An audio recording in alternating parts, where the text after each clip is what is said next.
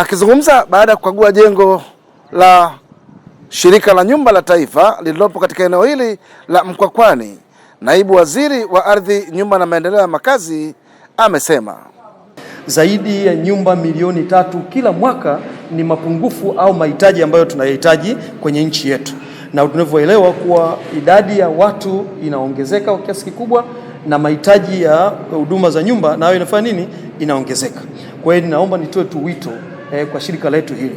Nyi wenyewe mmejionea sasa hivi mradi huu upo kwenye 36%, lakini zaidi ya 70% ya jengo hili tayari watu wameshaanza kuchukua nafasi kutaka kununua. Kwa maana kuna mahitaji zaidi hapa Tanga. Kwa hiyo ni ushauri wangu muanze kufikiri, kwa sababu hapa amjengi tu kwa ajili ya huduma, mnafanya kama kitega uchumi. Anzisheni miradi mikubwa ambayo inahitaji kutoa huduma kwa wananchi katika wilaya na mikoa yake. Kumbukeni tuna mahitaji haya kila wilaya Tanzania hii. Hakikisheni miradi kama hii ili kujipambanua utofauti wenu na mashirika mengine yoyote yale. Mradi kama huu hakikisheni kila wilaya ndani ya nchi yetu hii. Tuna wilaya 136, ikiwezekana muweke. Awali mkandarasi wa jengo hilo Mhandisi Ephraim Msigwa akielezea kuhusu ujenzi wa jengo hilo hadi kukamilika kwake amesema mradi ulianza mwaka jana mwezi wa 6, mwaka 2025 mwezi wa 6. Na tunatarajia tuweze kumaliza mwaka 2027 mwezi wa 6.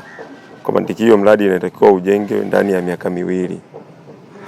Mradi mpaka sasa hivi umetumia almost bilioni 2.1 pesa ya mradi, lakini tuko kwa 37.9 ya kazi yote.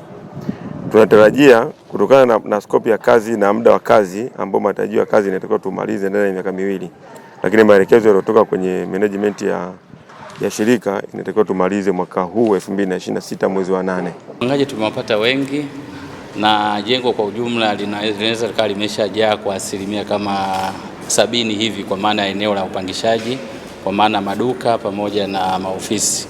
Kwa hiyo maeneo machache yaliyobaki tunawakaribisha wananchi wajitokeze, wana wenyewe waje wapate sehemu nzuri zilizo bora za kuweza kufanya shughuli zao za kiofisi na biashara. Kutoka hapa katika jengo la Shirika la Nyumba la Taifa la Mkwakwani Plaza lililopo katika jiji hili la Tanga, ni William Mgazija, ITV.